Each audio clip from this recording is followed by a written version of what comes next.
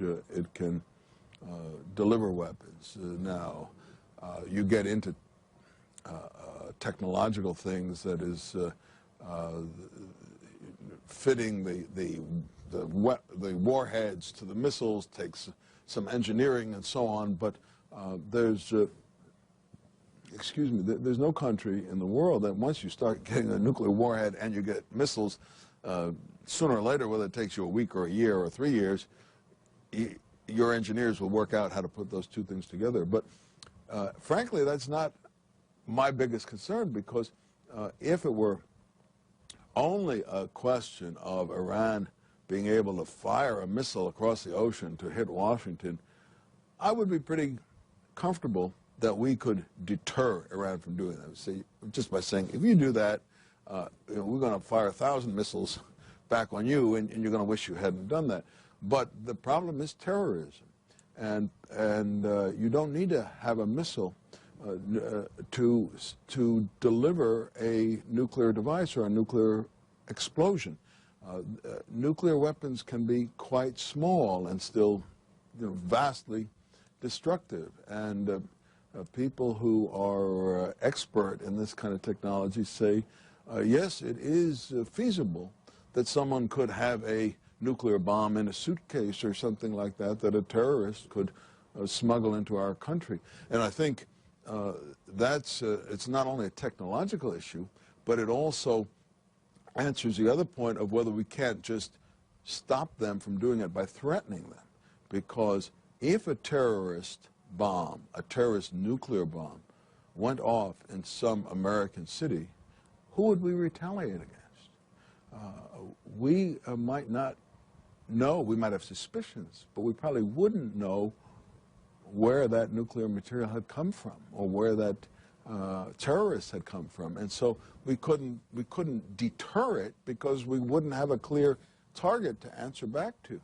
Reno, Nevada, go ahead. Just like to point out that the CIA just concluded that Iran was years away from getting a nuclear weapon. And here we have neocons telling us, big bad wolf's right there now, and we have to do something about it. Look, these people wrecked our foreign policy, they destroyed our standing in the world, and they got us into, this disastrous war in Iraq. And it astounds me that C-SPAN is giving a forum to resurrecting them when we should be driving the stake deeper into their black hearts. Thank you. That's a very poetic caller we have there. Look, to say the CIA has just concluded that Iran is X number of years away from having a nuclear bomb, first of all, the caller misrepresents what's said, because on something like this, there is never a conclusion. We don't know. We have these estimates by the CIA and different intelligence agencies within our own government, as well as intelligence agencies of other governments. And they're always flawed, these estimates. They're always imperfect. We don't know. And, the Iranians themselves may not know how far away they are from having a bomb.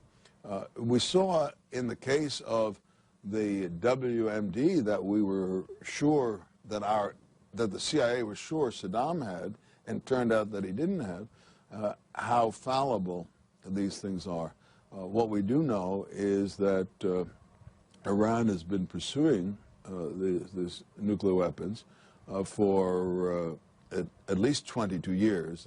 I say 22 because 4 years ago the Iranians admitted that they had been lying to the IAEA for the previous 18 years. And we see that they're proceeding with enrichment. They've crossed new thresholds in their development. And so whether their bomb is 1 year away or 2 years away or 3 years away, we don't know, but it would be very bad to find out too late, in a sense, as we did with North Korea. We did with the Soviet Union in the 1950s. And then as far as this gentleman's sort of vicious and insulting remarks. Look, let's get a sense of reality here.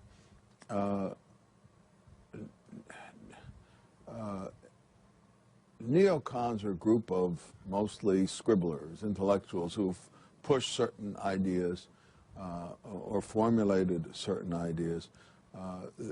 There were very few neocons in the government.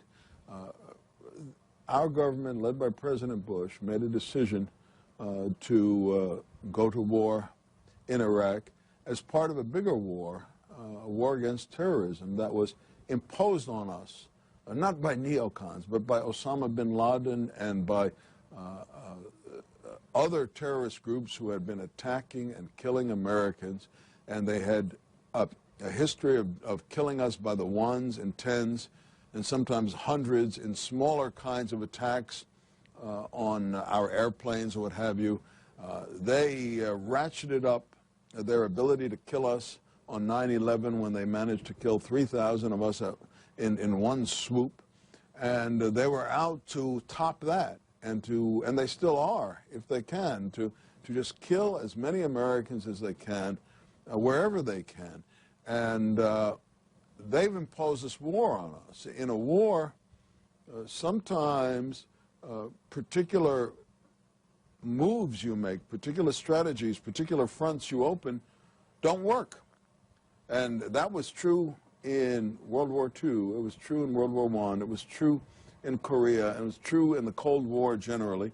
And we may have some mistakes in the war against terrorism, but to turn in the vicious way that this caller did, and forget about our enemies who have imposed this war on us, and instead blame this on neocons or on any other group of Americans who are trying to figure out how we can most effectively fight this war, is really unseemly, and it's even unpatriotic. Next call for Josh Muravchik of the American Enterprise Institute, Laconia, New Hampshire. Go ahead, Laconia. Hello. Mr. Muravchik, I think the real enemy, sir, is China. China is taking people, executing political prisoners, okay, and selling their organs on the Internet. They also have tourists, okay, that come into the country for organ transplants. They take their enemies, like Christians and Falun Gong, they execute them and sell their organs. China. Well, I agree and disagree. I agree that the Chinese regime is still, even though it's mellowed compared to the days of Mao Zedong, is a very vicious and brutal dictatorship, and it does have lots of blood on its hands. And I would also agree that for the coming decades, China is a possible threat to the United States, to the rest of Asia, to the peace of the world, if it remains under that communist regime.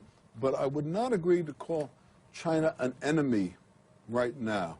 China is not making war on us the way the terrorists are. So, sir, you said the real enemy is China. Unfortunately, the nature of the world is that we can have more than one enemy at a time, as we had Japan and Germany in World War II, and there's not one real enemy. I would say the terrorists now are our big enemy, and the ideology behind them, and that China is a potential enemy, but I think we still need to try to work for policies that will bring about change in China and make it a more democratic and humane state, and make it not turn into an enemy. Josh Muravchik got his B.A. from the City College of New York and his Ph.D. in International Relations from Georgetown. What was your specialty?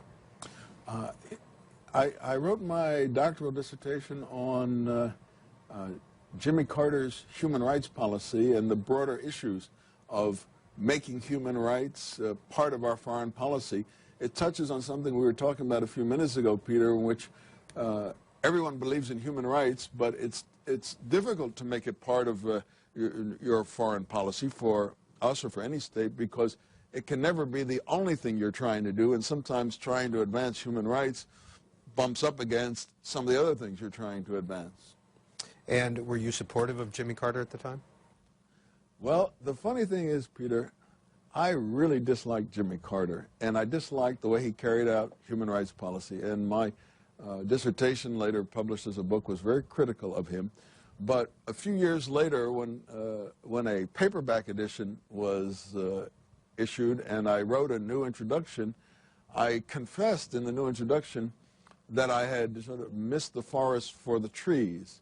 That is, I had listed many ways in which Carter's performance on human rights was really faulty. But what I missed initially was that the simple fact of the President of the United States putting human rights in big letters sort of across the top of the bully pulpit that is the U.S. presidency had such a positive impact in making human rights more of an issue in the world that was much more important than the specific errors of execution that I had so painstakingly analyzed. Is it true you were former chairman of the Young People's Socialist League?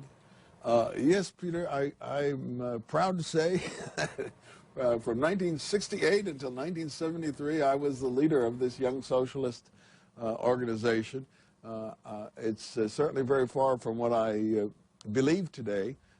And I would stress that a Young Socialist organization was not a young communist organization, but we were socialists like the European Social Democrats or the British Labour Party, that kind of socialist.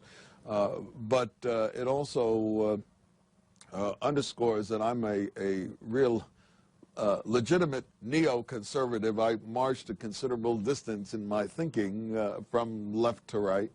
Washington, D.C., Independent, thanks for holding. You're on the air. Good morning, and thank you, C-SPAN. Thank you for your guest. And it certainly eliminates any doubts I may have had about the neocon philosophy, or answered a lot of questions, and I appreciate it. But I do have two questions. You mentioned human rights just a minute ago, and I think that it tends to, at least in my way of thinking, it conflicts with your direction. How can you say your philosophy is rather militant, and yet you're interested in human rights? That's question number one. And question number two, just out of curiosity, I'd like to know how many of your membership has actually served in the military or understands the military perspective in terms of your platform. Thank you very much. Well, thank you for your comment and for that question.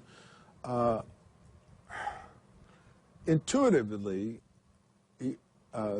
the force of your skepticism makes sense. That is, how can you speak about human rights on the one hand and being militaristic on the other hand?